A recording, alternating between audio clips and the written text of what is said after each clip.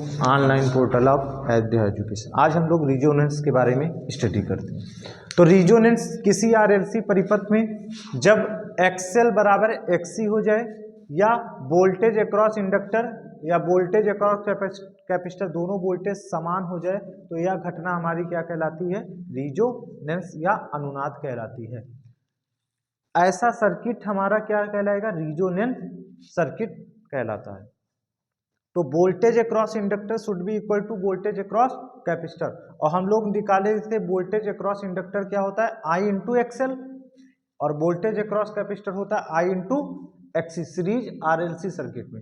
फिर आई से I cancel, XL बराबर एक्सी, और हम लोग जानते हैं एक्सएल बराबर होता है ओमेगा एल और एक्सी बराबर होता है 1 upon omega C. But resonance के केस में ये ओमेगा ना होकर ओमेगा से क्या हो जाता है? ओमेगा नॉट हो जाता है। इसी को कहते हैं रिजोनेंस फ्रीक्वेंसी। तो ये भी क्या हो जाएगा? Omega naught C. इसको हम लोग लिखते हैं 2 pi F naught into L, और इसको लिखते हैं 1 upon 2 pi F naught into C. यहां से हम लोग निकालेंगे तो इसको कह सकते हैं 2 पाई एफ नॉट का होल स्क्वायर बराबर 1 अपॉन एल सी, और इसको सॉल्व करेंगे एफ नॉट का मान निकालेंगे तो आएगा 1 upon 2 pi under root L into सी।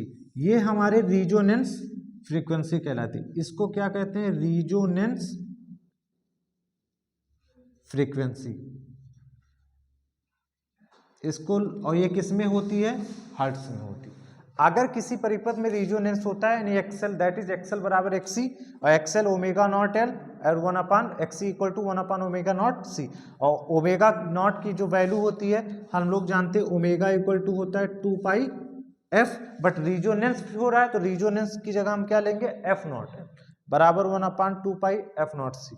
तो ये हो जाएगा 2 पाई एफ नॉट का whole square into L C. तो एफ नॉट का मान निकालेंगे तो under root L C 1 upon 2 pi यहाँ से हमको मिल जाएगा। हम लोगों ने उसके बाद में 3 कंडीशन सीरीज आरएलसी में देखा था। सीरीज आरएलसी सर्किट में एक कंडीशन मैंने देखा था XL is greater than XC, और एक कंडीशन हम लोगों ने देखा था XC is greater than XL. जब हमारा एक्सी क्या था? एक्सएल बड़ा था, तो हम लोगों ने सीरीज आरएलसी सर्किट में करंट को डिफरेंस लिया था। ये मेरा करंट था आई, और इसी के फेज में हमारा वोल्टेज आता था बी आर, रेजिस्टेंस का वोल्टेज। इंडक्टर में क्या होता था कि वोल्टेज हमारा क्या होता था? करंट से इंडक्टर का आगे होता था, ऐसे होता था। ये हमारा इंडक्टर का वोल्टेज है, इस वोल्टेज को कहेंगे बीएल, और कैपेसिटर का वोल्टेज क्या करता था? लैग करता था। ये हमारा क्या है? B C. तो यहां से ये 90 डिग्री क्या है? कैपेसिटर के केस में करंट आगे कैपेसिटर के वोल्टेज से कितना डिग्री? 90। और इंडक्टर के केस में ये वोल्टेज क्या है? 90 डिग्री आगे, यानी करंट आपकी पीछे हो गई। उसके बाद में इस BL का मान अधिक होगा क्योंकि एक्सएल अधिक, तो BL अधिक। अब BL अधिक तो इसका मैग्नीट्यूड हमने जाना, ये BC है हमारा, तो BC के बराबर ये मान लो O है, O से A इतना है, ये हमारा क्या है? B हो गया यहां से, और इसको हम यहां तक कह देंगे, मान लो C कह देंगे। यहां तक हमारा क्या हो गया? C हो गया। अब B से C का मान, यानी B से C बराबर O से A, तो जितना मान ये इतने मान हमारा क्या हो जाएगा? BC हो जाएगा। अब क्या करेंगे? एक वोल्टेज हमारा इस दिशा में काम कर रहा है, तो ये टोटल वोल्टेज कितना हो जाएगा? ये वाला। तो टोटल वोल्टेज O से B तक कितना है? BL। OB बराबर क्या हो गया? BL। तो हमारा OC कितना हो जाएगा? Total voltage BL minus BC, तो हो जाएगा OB minus BC, that BL minus BC। ये वोल्टेज हमारा हो जाएगा BL माइनस BC। एक वोल्टेज अपवर्ड, एक वोल्टेज सॉलिड, तो इनका एक परिणामी होगा, तो यहां से ऐसे बढ़ा देंगे, इसके समांतर खींचेंगे, यहाँ पे इसके समांतर खींचेंगे, तो ये दोनों जहां पर एक दूसरे को कट करेंगे उस पॉइंट को D कह देंगे, और ये एक हमारा परिणामी वोल्टेज मिल जाएगा यहां से B मिल जाएगा। ये हमारा क्या है? एक परिणामी वोल्टेज आरएल सर्किट में निकला था B वोल्टेज। उसके बाद में आरएलसी सर्किट का फेजर डायग्राम भी ऐसे हमने क्या किया?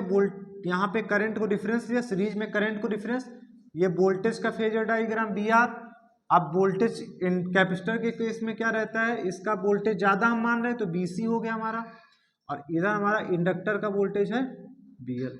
ये हमारा ओ हो गया, ये हमारा ए हो गया, ये हमारा बी हो गया। अब जितना वोल्टेज ओ से ए है उतना वोल्टेज ओ से सी, तो इसको हम लोग कह देंगे बी एल कह देंगे।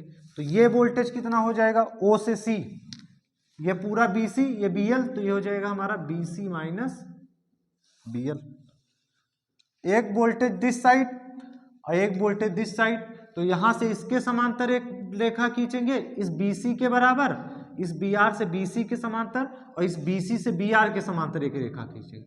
तो जहां पे ये दोनों कट करेंगे वहां से इस फेजर को क्या कर देंगे, मिला देंगे, वही हमारा परिणामी वोल्टेज क्या हो जाएगा, P मिल जाएगा। परिणामी वोल्टेज परिणामी करंट के बीच के एंगल को हम लोग क्या कहते हैं, फेज एंगल फाई। इसी प्रकार यहाँ परिणामी वोल्टेज परिणामी करंट के बीच के फेज एंगल को क्या कहते हैं, फाई। ये हमारा प्योर मतलब इंडक्टिव सर्किट का फेजर डायग्राम था। ये क्या था, कैपेसिटिव सर्किट का फेजर डायग्राम था, प्रीवियस क्लास में हम लोगों ने देखा। फिर हम लोगों ने तीसरा केस देखा था, that XL equal to XC. तो एक्सएल इक्वल टू मतलब हमने करंट को रेफरेंस लिया, और करंट को रेफरेंस लिया, फिर हमने क्या किया कि इसी फेज में हमारा रेजिस्टेंस का वोल्टेज भी क्या होगा, करंट के सेम फेज में। और इंडक्टर के केस में वोल्टेज क्या करता है, लीड करता है, करंट से वोल्टेज क्या करता है, 90 डिग्री लीड करता है इंडक्टर, क्योंकि करंट क्या करता है, करंट को होल्ड करता है, नहीं स्टोर करता है, तो करंट पीछे होता है इंडक्टर में और वोल्टेज आगे। अब कैपेसिटर का जो वोल्टेज होगा वो क्या करता है, लैग करता है, क्योंकि कैपेसिटर में प्रॉपर्टी की होती है कि अब वोल्टेज को होल्ड करता है या स्टोर करता है, जिसके कारण कैपेसिटर का वोल्टेज पीछे होता है करंट से, और फेजर चलता है किधर है, एंटी क्लॉक। तो वोल्टेज कैपेसिटर के केस में पीछे, करंट आगे, और इंडक्टर के केस में वोल्टेज आगे, करंट पीछे हो गया। अब यहां पर क्या है, एक्सएल बराबर एक्सी, ये तीसरा केस, ये दूसरा केस, और ये हमारा पहला। अब यहां पर क्या है, एक्सएल बराबर एक्सी, दैट बीएल बराबर बीसी, और इस केस में हम कह सकते हैं BC is greater than BL, और इस केस में हम कह सकते हैं BL is greater than BC. चाहे यहां पर एक्सएल को हो चाहे बीएल को, बात एक ही बात है। अब उसके बाद में जो वोल्टेज यहां है, क्योंकि एक्सएल बराबर एक्सी तो बीएल बराबर बीसी, तो यहां का वोल्टेज जितना है इतना वोल्टेज यहाँ पे, ये दोनों वोल्टेज ओ से ए जितना है, ओ से बी जितना है, यानी ओ ए बराबर ओ बी, और दोनों क्या है, अपोजिट दिशा में, तो दोनों कैंसिल आउट हो जाएंगे। तो ये हमारा करंट हो गया, और करंट के कारण ये हमारा क्या हो गया, बी आर हो गया। यानी हमारा जो रीजोनेंस, इसी घटना को रीजोनेंस कहते थे, क्या कहते थे, रीजोनेंस सर्किट। इसमें वोल्टेज और करंट क्या होते हैं, सेम फेज में आ जाते थे। ये हमारा रिजल्टेंट फेज डायग्राम यहां से। उसके बाद में हमारा जो रीजोनेंस कर्व खींचा जाता है, रीजोनेंस कर्व उसको देखेंगे यहां पर, उसके आगे इसको आप लोग पहले नोट कर लीजिए। चले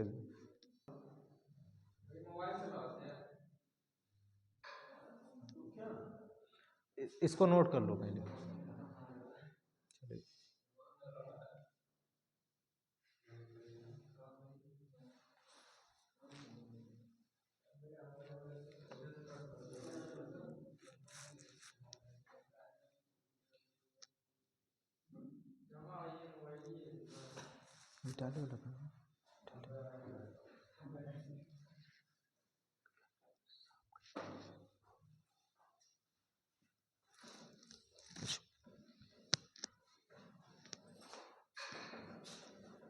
अब उसके बाद में हम रीजोनेंस कर्व से देखेंगे, इसको नोट हो गया होगा।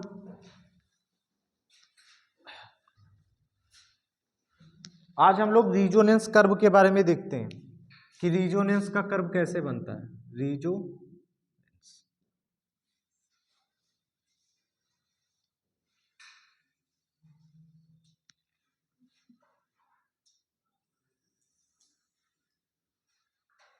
ये हमारा ओमेगा है, इस पे हमारा करंट रहेगा, वोल्टेज रहेगा, इम्पीडेंस रहेगा आपका,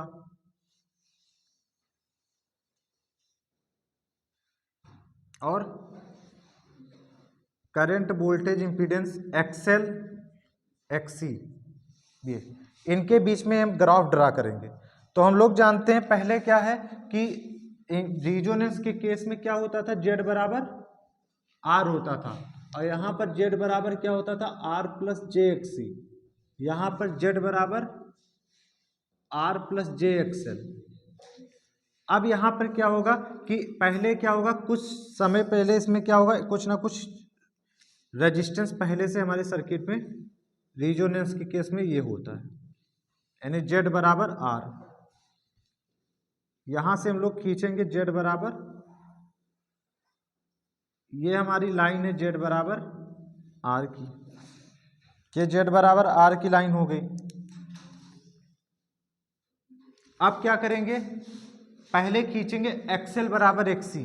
तो एक्सएल बराबर एक्सी का मतलब क्या होता है, इसका मतलब होता है कि ये एक सीधी लाइन लेखा जो मूल बिंदु से होकर जाएगी, ये हमारी किसकी लाइन है, एक्सएल बराबर एक्सी की लाइन है। उसके बाद में हम लोग खींचेंगे एक्सएल बराबर क्या होता है हमारा, एक्सएल बराबर होता है ओमेगा इंटू एल। अब एक्सी की लाइन खींचेंगे तो एक्सी बराबर हमारा क्या होता है,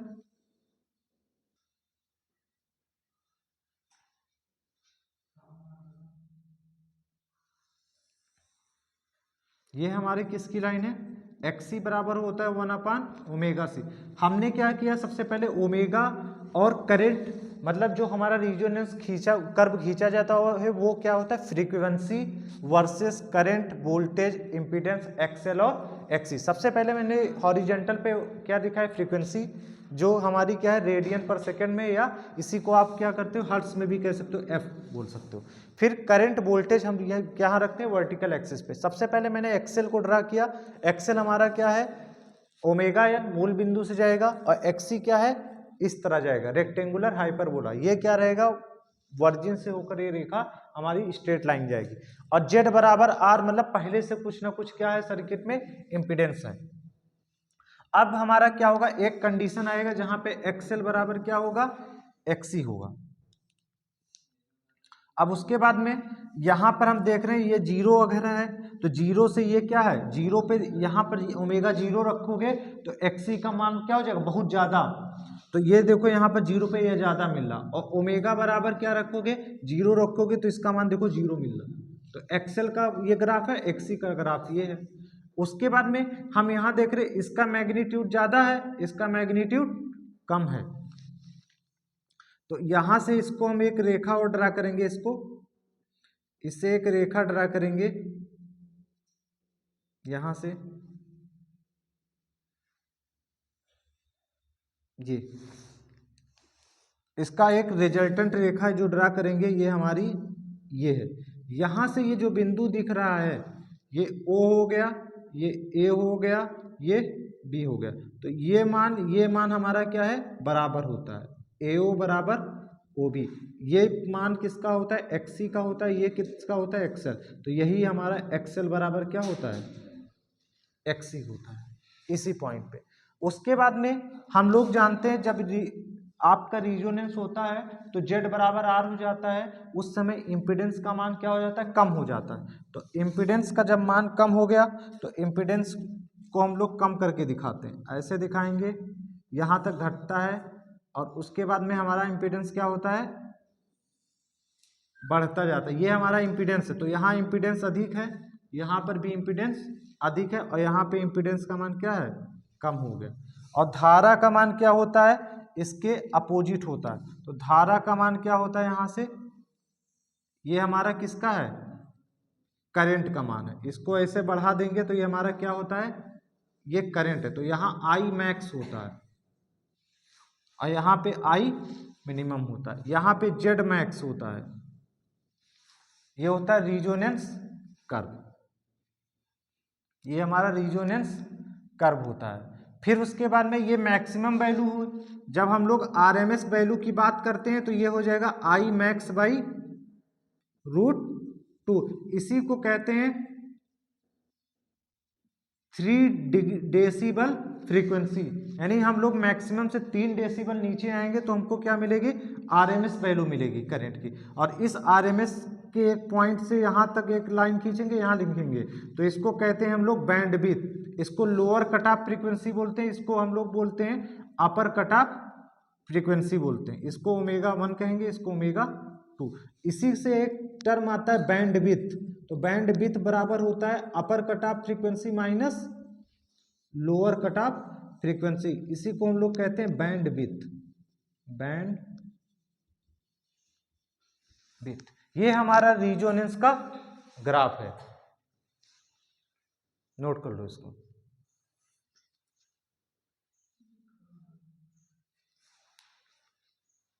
राइटिंग है पैरेलल रिजोनेंट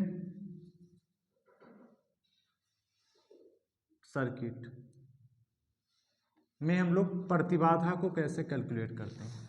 सबसे पहले हम लोग बनाएंगे पैरेलल, एक रेजिस्टेंस हमने ले लिया और एक इंडक्टेंस ले लिया, और इसके समांतर में एक कैपेसिटर को हम लोग क्या कर देंगे, कनेक्ट कर देंगे। ये हमारा कैपेसिटर हो गया, ये सी हो गया, ये आर हो गया, ये एल हो गया। और यहाँ पे हम लोग सप्लाई लगाएंगे, अपनी एसी सप्लाई यहाँ से देंगे, एसी सप्लाई यहाँ से जोड़ेंगे दिस साइड। ये हमारी सप्लाई हो गई, सप्लाई वोल्टेज। यहाँ से करंट गई I1 और यहाँ से करंट गई I2। यहाँ का एक इम्पीडेंस जो होगा, यहाँ का इम्पीडेंस को हम लोग कहेंगे Z1, इस ब्रांच की इम्पीडेंस को कहेंगे Z2। उसके बाद में यहाँ पे जो टोटल इम्पीडेंस होगा 1/Z बराबर 1/Z1 प्लस 1/Z2 होगा। तो जब भी हम लोग इस ब्रांच के इम्पीडेंस को कैलकुलेट करते हैं तो यहाँ से एडमिटेंस माउंट करते हैं। तो ये हो जाएगा Y बराबर 1/Z1 प्लस 1/Z2। इसको कहते हैं एडमिटेंस, एडमिटेंस, ये हो गया। और इस Y को हम लोग लिखेंगे, इस ब्रांच की इम्पीडेंस को कहते हैं R प्लस जे एक्सएल। इसके कारण हमारा आएगा एक्सएल, तो इसको लिखेंगे R प्लस जे एक्सएल। प्लस इस Z2 को कहते हैं हम लोग माइनस जे एक्सी, तो यहाँ हो जाएगा 1/-जे एक्सी। जब यहाँ पे सॉल्व करेंगे जो टोटल इम्पीडेंस आएगा, टोटल इम्पीडेंस, तो टोटल परिपथ का जो इम्पीडेंस आएगा वो हमारा आएगा Z बराबर XL into XC under root R square plus XL minus XC का होल स्क्वायर। ये टोटल इम्पीडेंस यहाँ से हम लोग को सॉल्व करके मिलेगा, ठीक है। ये हमारा एडमिटेंस कहलाएगा। तो ये हमारा एक पैरेलल रिजोनेंस सर्किट है, RL है, ये C हो गया। उसके बाद में ये क्या है, Z2 बराबर माइनस जे एक्सी रखेंगे और Z1 बराबर R प्लस जे एक्सएल। तो 1/Z बराबर 1/Z1 प्लस 1/Z2। और 1/Z का अपोजिट क्या होता है, एडमिटेंस। क्या होता है, एडमिटेंस। तो एडमिटेंस बराबर लिखेंगे 1/Z1 प्लस 1/Z2। Z1 का मान R प्लस जे एक्सएल और यहाँ पर Z2 का मान माइनस 1/Z एक्सी। जब यहाँ से हम टोटल इम्पीडेंस Z निकालेंगे आएगा एक्सएल इंटू एक्सी बटे R square plus XL minus XC का होल स्क्वायर। उसके बाद में मान लो एट रिजोनेंस कंडीशन, हम मानेंगे एट रिजोनेंस कंडीशन। तो रिजोनेंस के कंडीशन पे क्या होता है हमारा परिपथ में, एक्सएल बराबर एक्सी होता है। और जब एक्सएल बराबर एक्सी हो जाएगा तो यहाँ पुट करेंगे तो हमको मिलेगा क्या, ये मान 0 हो गया, ये मान 0 हो गया। और अंडर रूट R का स्क्वायर क्या मिलेगा, यहाँ से मिलेगा Z बराबर एक्सएल इंटू एक्सी बटे R स्क्वायर, और ये मान क्या हो गया 0। तो सॉल्व करेंगे आएगा एक्सएल इंटू एक्सी बटे अंडर रूट R स्क्वायर का वर्गमूल क्या आएगा R। यानी टोटल जो परिपथ में क्या बचेगा, इम्पीडेंस जेड बराबर एक्सएल इंटू एक्सी। और अगर एक्सएल बराबर एक्सी हो गया तो यहां से हम लिख सकते हैं इफ एक्सएल बराबर एक्सी, तो यहां से हमको मिलेगा जेड बराबर एक्सएल का होल स्क्वायर या एक्सी का होल स्क्वायर बटे, ये यहां से मिलेगा, इसको नोट कर लो, एक्सएल बराबर एक्सएल का होल स्क्वायर या एक्सी का होल स्क्वायर। तो जब भी पैरेलल सर्किट में जो रिजोनेंस होता है, पैरेलल सर्किट में इसकी क्या प्रॉपर्टी होती है, प्रॉपर्टी, तो जब भी पैरेलल में रिजोनेंस होता है आपका तो परिपथ का इंपीडेंस अधिक हो जाता है। लिखेंगे इंपीडेंस, इंपीडेंस जेड का मान क्या हो जाता है, इंक्रीज हो जाता है। क्या हो जाता है, इंपीडेंस जेड क्या हो जाएगा, इज इंक्रीज, बढ़ जाता है। और परिपथ में इंपीडेंस का मान बढ़ गया और आई बराबर क्या होता है, वोल्टेज बटे इंपीडेंस, इंपीडेंस का मान ज्यादा तो करंट का मान क्या हो जाएगा, यहाँ पे कम हो जाएगा। याद करो सीरीज एसी आरएलसी सर्किट में हम लोगों ने रिजोनेंस में देखा था, सीरीज में वहां इंपीडेंस का मान कम था और करंट का मान ज्यादा, बट पैरेलल सर्किट में इंपीडेंस का मान ज्यादा हो गया और करंट का मान कम हो जाता है। सर्किट का पावर फैक्टर, पावर फैक्टर कितना हो जाता है रिजोनेंस के केस में, यूनिटी, इकाई शक्ति गुणक। और सीरीज आरएलसी सर्किट में, जो सीरीज आरएलसी सर्किट होती है, सीरीज आरएलसी सर्किट, वो क्या इसे बिहेव करती है, band pass filter, band pass filter के जैसा बिहेव करती है सीरीज आरएलसी सर्किट। और पैरेलल आरएलसी सर्किट कैसे बिहेव करती है, बैंड स्टॉप फिल्टर के जैसे। यानी कि आपकी series RLC circuit band pass filter के जैसे बिहेव करती है और पैरेलल आरएलसी सर्किट क्या होती है, बैंड स्टॉप फिल्टर के जैसे कार्य करती है। और पैरेलल सर्किट में भी जो रिजोनेंस की घटना कब होती है, जब आपका आईएल बराबर आईसी हो जाए, ऐसे कहते हैं। तो रिजोनेंस आपका इस केस में भी ऐसे होता है। तो रिजोनेंस के केस में ये याद रखना है कि इंपीडेंस कितना होता है, एक्सएल इंटू एक्सी बटे under root R square plus XL minus XC का होल स्क्वायर। कैसे कैलकुलेट करते हैं टोटल इनपुट, जैसे पैरेलल में रेजिस्टेंस कैलकुलेट करते हैं 1/z बराबर 1/z1 प्लस 1/z2, और इसको हमने यहाँ जो मान रखा मैग्नीट्यूड का, और यहाँ से इसका ये मैग्नीट्यूड है, इसने क्या किया, यहाँ से मैग्नीट्यूड निकाला और मैग्नीट्यूड में रिजोनेंस के केस में ये वैल्यू यहाँ पे पुट किया और यहाँ से हमें ये तीनों कंक्लूजन मिला। इसको भी नोट कर लो।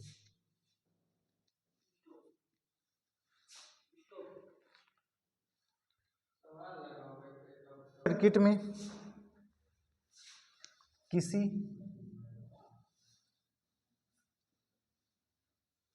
एसी सर्किट में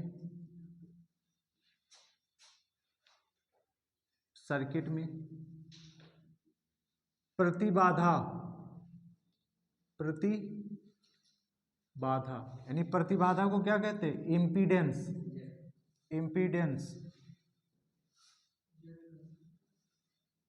के विलोम को एडमिटेंस कहते हैं, एडमिटेंस कहते हैं। इसे आई से प्रदर्शित करते हैं, वाई से प्रदर्शित करते हैं। इसका मात्रक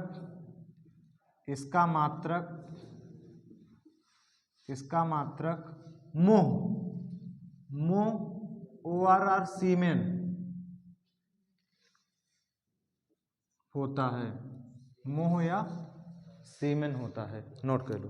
तो इम्पीडेंस एडमिटेंस बराबर आपका हो जाएगा एडमिटेंस बराबर, ये है एडमिटेंस, इसको कहते हैं 1 अपान इम्पीडेंस।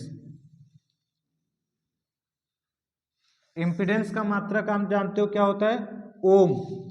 तो इसका क्या हो जाएगा, ओम इनवर्स, और ओम इनवर्स को ही हम लोग क्या कहते हैं, मोह या इसको कहते हैं सीमेन, दोनों में से एक मात्रक पूछा जाएगा।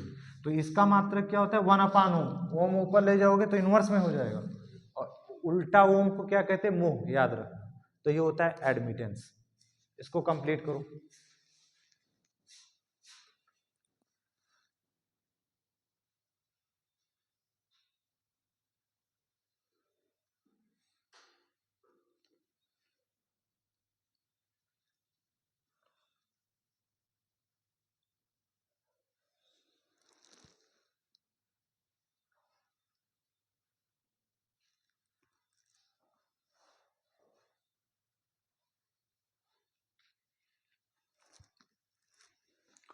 दूसरा है कंडक्टेंस।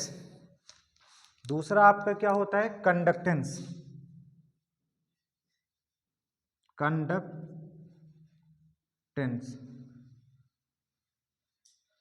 इसको कहते हैं चालकत्व।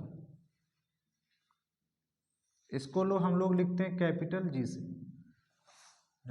तो किसी भी सर्किट में जो चालकत्व होता है वो क्या होता है, रेजिस्टेंस का विलोम होता है। तो किसी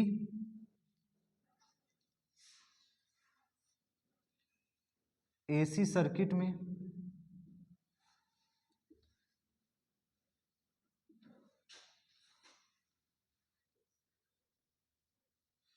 ऐसे लिखना, किसी सर्किट में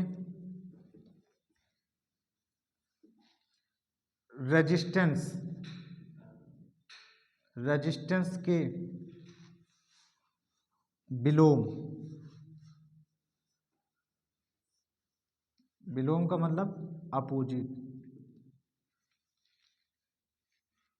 विलोम को कंडक्टेंस कहते हैं। कंडक्टेंस कहते हैं। इसे कैपिटल जी से प्रदर्शित करते हैं। इसे कैपिटल जी से प्रदर्शित करते हैं। और इसका मात्रक क्या होता है, मोह, वही चीज, मोह या सीमेन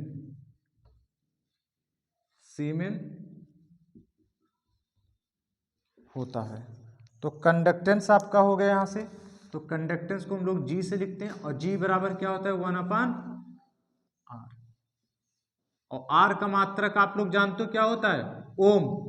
और ये ऊपर जब जाएगा 1 अपान ऐसे लिखोगे ओम, ये जाएगा ओम इनवर्स हो जाएगा, बोलो भैया। और ओम इनवर्स को ही हम लोग क्या कहते हैं, सीमेन, लिख लेना। ओम इनवर्स को हम लोग क्या कहते हैं, मोह या सीमेन। लास्ट हेडिंग है ससेप्टेंस। इसको भी नोट कर लो। लास्ट हेडिंग है आपकी ससेप्टेंस।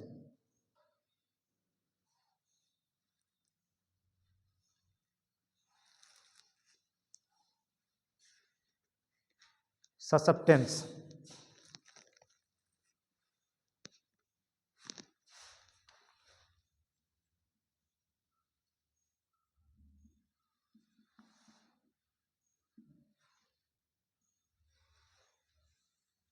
ससेप्टेंस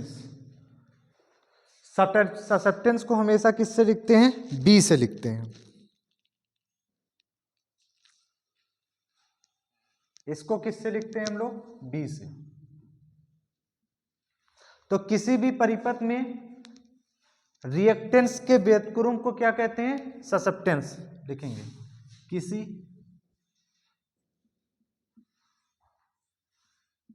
एसी सर्किट में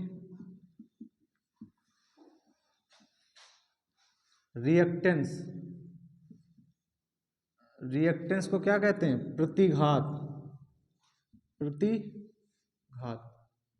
एक्स के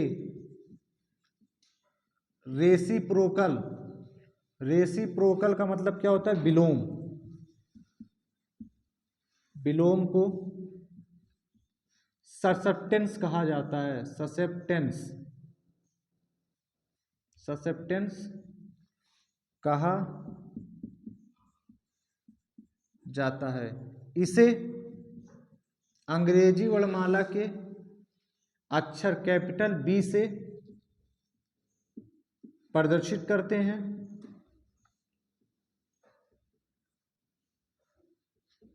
इसका भी मात्रक, इसका मात्रक मोह या सीमेन होता है। सीमेन होता है, मोह या सीमेन होता है। अब आप सब्सटेंस लिखेंगे तो B बराबर क्या हो जाएगा? 1/x,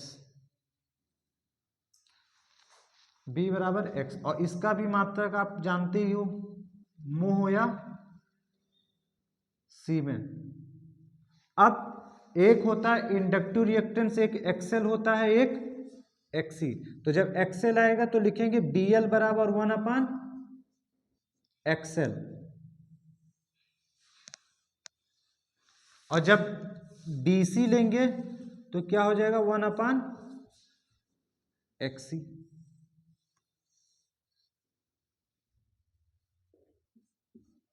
एक एक्सेल होता है, एक एक्सी होता है, और इनका भी मात्रक क्या होता है?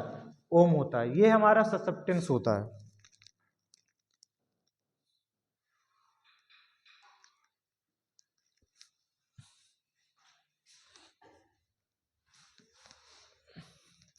तो जब भी हम लोग ससेप्टेंस निकालेंगे तो इसमें जो ससेप्टेंस का मान आएगा इंडक्टिव रिएक्टेंस के केस, वो क्या आता है? इस केस में हमारा क्या आएगा? निगेटिव आएगा। क्या आएगा?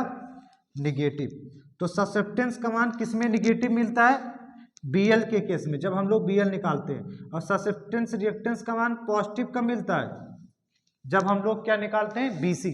तो किस केस में निगेटिव मिलता है? जब हम लोग Bl को निकालते हैं। Bl के केस में ससेप्टेंस का मान निगेटिव लिया जाता है, और कैपेसिटर के केस में Bc का मान पॉजिटिव लिया जाता है। तो यहाँ से हमारे 3 टर्म थे। एक था एडमिटेंस। तो किसी परिपथ में जो एडमिटेंस होता है वो इम्पीडेंस का क्या होता है? रेसिप्रोकल होता है, और इसे y से प्रदर्शित करते हैं। इसका मात्रक क्या होता है? ओम। यानी ओम का उल्टा क्या होता है? मोह या सीमेन होता है। इसे क्या कहते हैं? y बराबर 1/z लिखते हैं। दूसरा कंडक्टेंस होता है। तो किसी भी सर्किट में रेजिस्टेंस के रेसिप्रोकल को क्या कहा जाता है? कंडक्टेंस कहा जाता है। इसे कैपिटल G से प्रदर्शित करते हैं। कैपिटल G से हम लोग क्या करते हैं? इसको प्रदर्शित करते हैं। और उसके बाद में इसका भी मात्रक मोह या सीमेन होता है। G बराबर 1/R होता है। उसके बाद ससेप्टेंस, किसी भी सर्किट में रिएक्टेंस के रेसिप्रोकल क्या कहलाता है? ससेप्टेंस कहलाता है। इसे B से प्रदर्शित करते हैं, और इसका भी मात्रक मोह या सीमेन। और B बराबर क्या होता है? 1/x। अगर आप इंडक्टिव रिएक्टेंस के लिए निकालेंगे तो Bl बराबर 1/XL, और अगर आप कैपेसिटिव रिएक्टेंस के लिए निकालेंगे BC बराबर 1/XC। इंडक्टेंस के केस में कैपेसिटेंस का मान निगेटिव होता है, मतलब कि आपका ससेप्टेंस का मान निगेटिव होता है, और कैपेसिटर के केस में कैपेसिटेंस का मान पॉजिटिव होता है। इसी प्रकार इस पर एक ट्राइंगल बनता है। जैसे हम लोगों ने आरएलसी सर्किट में एक ट्राइंगल बनाया था। ये हमारा एक ट्राइंगल हो गया। यहाँ पे हमारा G होता है, यहाँ हमारा B होता है, और यहाँ हमारा Y होता है, यहाँ एंगल फाई होता है। ये हमारा इम्पीडेंस ट्राइंगल होता है। ये क्या होता है? Impedance triangle. ऐसे हम लोगों ने सीरीज आरएलसी सर्किट में भी एक बनाया था। ये हमारा था R, ये हमारा होता है X, ये हमारा होता है Z, और ये एंगल क्या था? फाई। ये भी हमारा क्या होता है? इम्पीडेंस ट्राइंगल होता है। और एक आपने पावर ट्राइंगल बनाया था। एक होता है पावर ट्राइंगल। तो पावर ट्राइंगल में हम लोगों ने एक बनाया था, इसको किलोवाट लिखा था, किलोवाट। और इसको हम लोगों ने कहा था KVAR वार्स कहा था, इसको क्या कहा था, KV के। इसको कहते हैं पावर ट्राइंगल, इसको हम लोग क्या कहते हैं, पावर ट्राइंगल कहते हैं। इसको भी हम लोग क्या कहते हैं, इम्पीडेंस ट्राइंगल। जब हमें परिपथ में कंडक्टेंस, ससेप्टेंस और एडमिटेंस पता होगा तब ये लगाएंगे ट्राइंगल, और जब हमको रेजिस्टेंस, रिएक्टेंस, इंपीडेंस पता हो तो ये ट्राइंगल, और जब पावर पता होगी तो ये किलोवाट पावर, एक्टिव पावर, ये हमारी रिएक्टिव पावर, और ये हमारी अपरेंट पावर। 3 पावर होती है, active power, reactive power, apparent power. इसी प्रकार हमारा क्या होता है आरएलसी सर्किट में, जैसे इंपीडेंस, रेजिस्टेंस, रिएक्टेंस था, तो ये हमारा होता है इंपीडेंस, ये रेजिस्टेंस, ये रिएक्टेंस। और आज हम लोगों ने सीखा ये क्या होता है एडमिटेंस होता है, और ये क्या होता है कंडक्टेंस, ये क्या होता है ससेप्टेंस, और ये एक दूसरे के क्या होते हैं अपोजिट होते हैं। ये हमारा एसी सर्किट यहीं पे कंप्लीट होता है। Thank you for this video. आप चैनल को लाइक करें और ज़्यादा से ज़्यादा इसको शेयर करें ताकि इससे जुड़ी जो भी नोटिफिकेशन हो आपको मिल सके। Thank you for this.